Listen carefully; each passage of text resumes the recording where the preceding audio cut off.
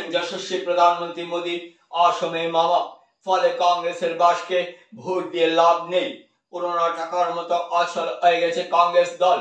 BJP প্রার্থী জয় হলে মোদীর সঙ্গে বসবেন, কংগ্রেস প্রার্থী জয় হলে রাহুল গান্ধীর সঙ্গে। মোদীর মোট আসন হবে 400, অন্যদিকে রাহুল গান্ধীর 40। মোদীর গ্যারান্টির মতো হুবু অসমের মামার গ্যারান্টি, তাই সবাই বিজেপির পক্ষে রয়েছে। তাই বিজেপি ভালোই আসন পাবে। কংগ্রেস ক্ষমতা আসার একেবারে ক্ষীণ। আজ দক্ষিণ কংগ্রেস নীলামবাজার করিমগঞ্জ লোকসভা সমষ্টির বিজেপি প্রার্থী কৃপানাথ মালার হয়ে নির্বাচনী প্রচারে এভাবে ব্যক্ত করলেন রাজ্যের বিচক্ষণ মুখ্যমন্ত্রী doctor Himanta Biswa Sarma. Booth capturing ragging প্রসঙ্গ টেনে মুখ্যমন্ত্রী বলেন ইভিএম ছিলে ইলেকট্রিক শক খেতে হবে। অন্যান্য প্রসঙ্গ নিয়ে মুখ্যমন্ত্রী এও বলেন, কৃপানাথ মাল্লা ডাঙৰীয়াক আমি বিপুল ভোটত জয়ী কৰাব লাগিব। তাৰে কাৰণে সকলোৱে একত্ৰিত হৈ আমি এই কথাটো প্ৰমাণ কৰি দেখুৱাব লাগিব যে বৰ্তমান অসমত কংগ্ৰেছ কৰি এডিএফ নাই। অসমত মাত্ৰ দুটা দল আছে, এটা হ'ল বিজেপি আৰু এটা হ'ল এডিপি। এই দুটা দলে অসমৰ ভৱিষ্যতে ৰাজনীতি কৰিব। আপোনালোকে জানে লাহে লাহে যে কংগ্ৰেছ নিশা ক'বলৈ আৰম্ভ কৰিছে। কংগ্ৰেছৰ গোটেই নেতাবিলাক আহি পেলাই বিজেপিত যোগদান কৰিছে, কিছুমানে এডিপিত যোগদান কৰিছে। ঠিক তেনেকে এডিএফ নিশা ক'বলৈ আৰম্ভ কৰিছে। গতিকে আমি বিশ্বাস কৰোঁ যে অসম গণ পৰিষদ দল আৰু ভাৰতীয় জনতা পাৰ্টীৰ নেতৃত্বত থকা এই চৰকাৰখনে আগন্তুক 20 বছৰৰ কাৰণে অসমত শাসন কৰিব। গতিকে 20 বছৰৰ শাসনকালত মই বিশ্বাস কৰোঁ যে অসমৰ একমাত্ৰ শ্ৰেষ্ঠ সৰ্বকালৰ শ্ৰেষ্ঠ মুখ্যমন্ত্ৰী মাননীয় ডক্টৰ হিমন্ত বিশ্ব শৰ্মা ডাঙৰীয়াই আৰু 5 বছৰতে কিমান অসমৰ উন্নয়ন কৰিব সেইটো আমি সকলো ভাবিব নোৱাৰোঁ। ইতিমধ্যে আমাৰ মাননীয় ডক্টৰ হিমন্ত বিশ্ব শৰ্মা ডাঙৰীয়া অসমৰ মাননীয় মুখ্যমন্ত্ৰী, সৰ্বকালৰ সৰ্বশ্ৰেষ্ঠ জনপ্ৰিয় মুখ্যমন্ত্ৰী। সকলো জনসাধাৰণৰ কাৰণে তেখেতে যথেষ্ট কাম কৰিছে আৰু ভৱিষ্যতে বহুত কাম কৰিব। গতিকে তেখেতৰ নেতৃত্বত আৰু বহুত কাম কৰিবলৈ বাকী আছে।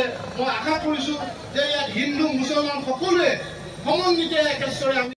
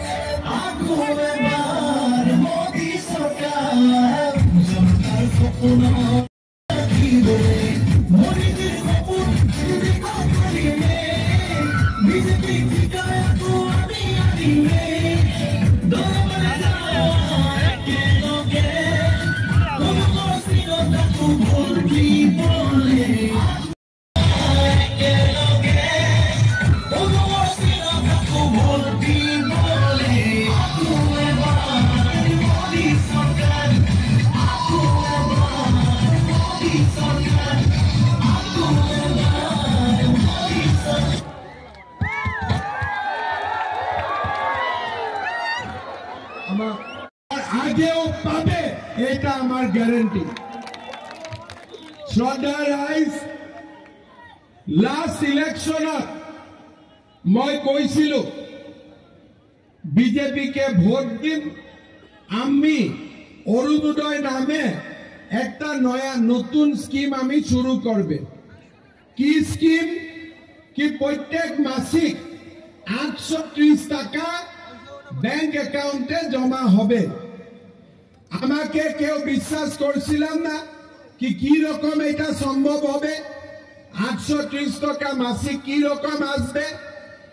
এখন আমাকে কেউ অবিশ্বাস করেনি। কেন? 3 বছর মহিলার অ্যাকাউন্টে 1250 টাকা মাসের 10 তারিখ এখনো অরুণোদয় পায়নি। ঠিক আছে, শোনার পরে আমি প্রত্যেক বাড়িতে একটা অরুণোদয় দেওয়ার ব্যবস্থা করব। সবার বাড়িতে, যার যার বাড়িতে রেশন কার্ড আছে ওনার বাড়িতে অটোমেটিক অরুণোদয় টাকা জমা হয়ে যাবে। ঠিক আছে, আপনাদের একটা কথা মনে করি শুনেন। আমি যখন বললাম কি 50,000 নতুন চাকরি হবে, সবার বাড়িতে অরুণোদয় জমা হবে, আমি কি বললাম কি খালি হিন্দুর বাড়িতে জমা হবে? আমি কি বলছি? আমি তো বলেননি। কিন্তু কংগ্রেস বলে কি বিজেপি মুসলমানের কাজ করবেন না। আপনারা বলেন মুসলমান অরুণোদয় পায় কি নাই? মুসলমান লোকগুলা প্রত্যেক মাসে 5 কেজি ফ্রি চাউল পায় কি নাই?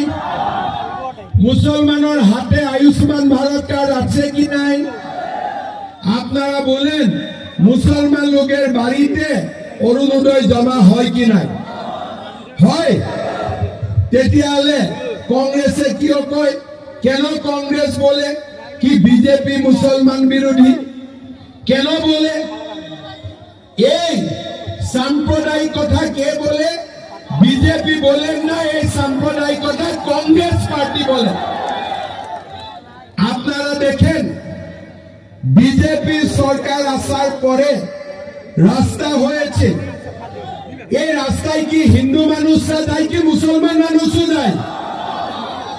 সব যায় কি নাই যায়?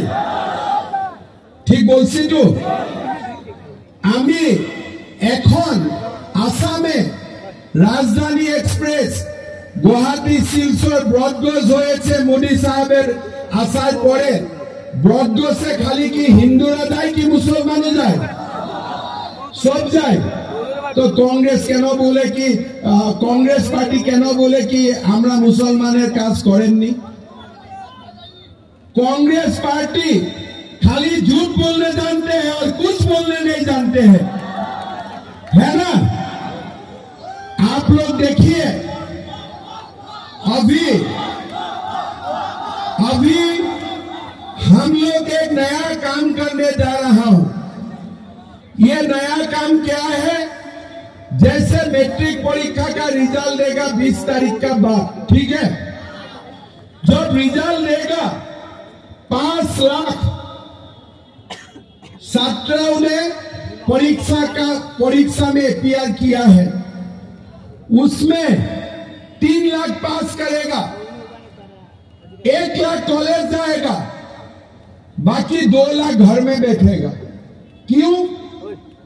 कॉलेज जोर कारणे বাবা মাই খৰচা কৰিব লাগে এডমিশন 15,000 টাকা 10,000 টাকা অহা যাওয়ার খরচ 2-3 হাজার টাকা বই কিনার খরচ 25,000 টাকা লাগে বছরে গরিব মানুষরা পাবে কি রকম ওর জন্য 2 লক্ষ মেয়ে ছেলে কলেজ যায় না এখন আমি কি स्कीम নিয়েছে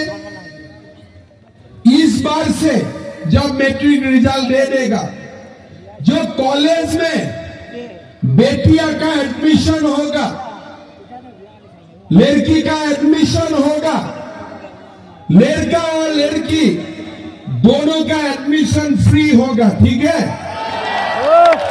कोई पैसा नहीं लेगा लेकिन साथ में जो लड़की लोग कॉलेज में एडमिशन लेगा उनका बैंक अकाउंट में मैं 10,000 रुपया डाल दूंगा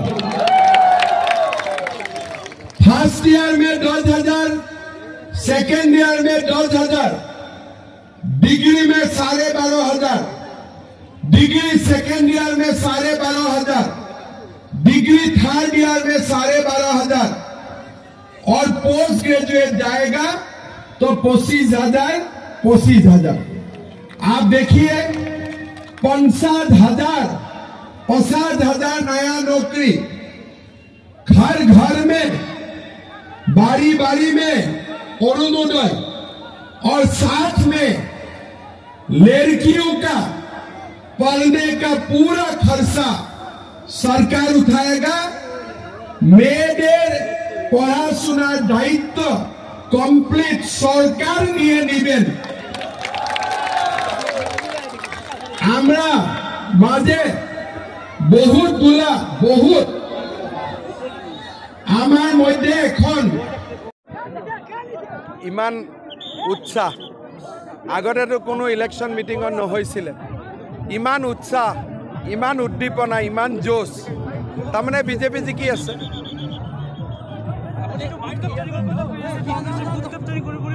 কংগ্ৰেছক যদি মোদী প্ৰধানমন্ত্ৰী মই মুখ্যমন্ত্ৰী কংগ্ৰেছে বুথ কেপচাৰ কৰিব খুজিলে ইলেক্ট্ৰিক শ্বক লাগি যাব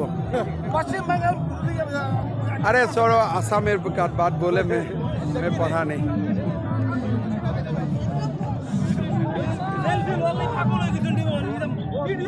এখন ভিডিও ভাইরাল হওয়ার কারণে বিভিন্ন অভিযোগ উত্থাপন করেছে আসলে এতে কি আছিল এই সন্দর্ভত আপনি কি কব চাওক মই কংগ্ৰেছৰ পাৰ্টি এবং কংগ্ৰেছ দলত ধিক্কাৰ জানাইছোঁ আপোনালোকে চাব মোৰ 1 ঘণ্টাৰ ভাষণ আছে আৰু এই 1 ঘণ্টাৰ ভাষণৰ এই 28 ছেকেণ্ডৰ ভিডিঅ' এটা এডিট কৰি এইবিলাকে ভাইৰেল কৰিছে বিভিন্ন নিউজ চেনেলৰ বজাইছে একচুৱেলি আপোনালোকে চাব এতিয়াও আমাৰ এই বক্তব্যটো লাইভত আছে বিজয় মালাকাৰ সমৰ্থনত তাত मोर पूरा बक्तव्य आছিলে যে দীর্ঘদিন কংগ্রেস এই দেশত শাসন করেছে আর আপনার লোক দীর্ঘদিন কংগ্রেসত ভোট দিছে কংগ্রেসত ভোট দেওয়ার পিছতো আজির দিনত আপনার লোক যিমান মানুষ রাইজ খাসল্যান্ডত আছে আজির দিনতো পাট্টা পোৱা নাই আর ভারতীয় জনতা পার্টির ভোট দিলে আগামী দিনত পাট্টা পাব এই যে ইলেকশনের পিছত যে এটা টেনশন থাকে যে বিভিন্নভাবে কংগ্রেসী মানুহবিলাকে যেনেকে আপনার লোকে ভয় দেখাই থাকে যে ইলেকশনের পিছত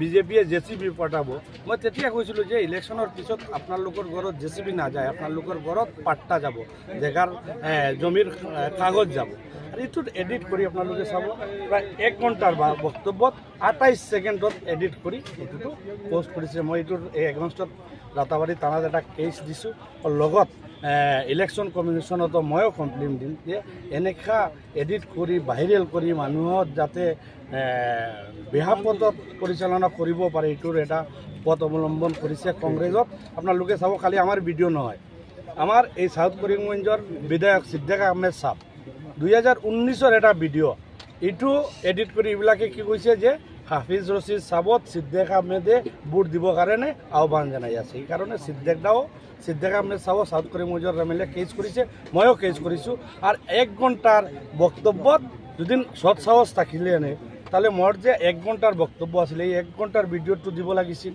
কিয় 28 সেকেন্ডৰ ভিডিও দিছে কাৰণে মই কংগ্ৰেসৰ ধিক্কাৰ জানাইছোঁ আৰু কংগ্ৰেছৰ পাৱাৰ তলত মাটি না থাকাৰ কাৰণে আমাৰ কংগ্ৰেছৰ কেণ্ডিডেট হতাশা হৈছে আজিৰ ডেটত আমাৰ ৰাতাবাৰী সমষ্টিত প্ৰায় ৭৫,000 মাইনৰিটি সমাজৰ মানুহ আছে। আজিৰ ডেটত আপোনালোকে চাব চাই এটাও মিটিং কৰিব পৰা নাই। সেইকাৰণে পাগল হৈছে এইবিলাক, যি টি কৰিব লগা হৈছে। নহ'লে এনেকুৱা ৰাজনীতি কেতিয়াও এই কৰিমগঞ্জ ডিষ্ট্ৰিক্টত হোৱা নাই। ফাৰ্ষ্ট টাইম এনেকুৱা নোংৰা ৰাজনীতি হৈছে। মানুহৰ ভিডিঅ'বিলাক কাটি এডিট কৰি বেয়া প্ৰচাৰ কেনেকৈ কৰিব পাৰিব এইটো ৰাস্তা কংগ্ৰেছে লৈছে। যোৱাকালি মুখ্যমন্ত্ৰী আহিছিলে কৰিমগঞ্জত, দেখা গৈছে জনপ্লাৱন হৈছিল নিলাম বজাৰত। ইয়াৰ পাছত কি ভাবে, কি পৰিস্থিতি হ'ব আৰু কিমান মুছলিম ভোট পাব? সেইটোৱেইতো পাগল হৈছে এইবিলাক। নহ'লে চাব চাই নিলাম বজাৰৰ মতন ঠাইত মুখ্যমন্ত্ৰীৰ মিটিঙত প্ৰায় 20,000 মাইনৰিটি সমাজৰ মানুহ হৈছে। আৰু আজিৰ ডেটত মই আপোনাৰ লগত ক'লোঁ, কংগ্ৰেছ UDFৰ পৰা বেছি মাইনৰিটি সমাজৰ ভোট ভাৰতীয় জনতা পাৰ্টিৰ কেণ্ডিডেট কৃপানাথ মালা পাব।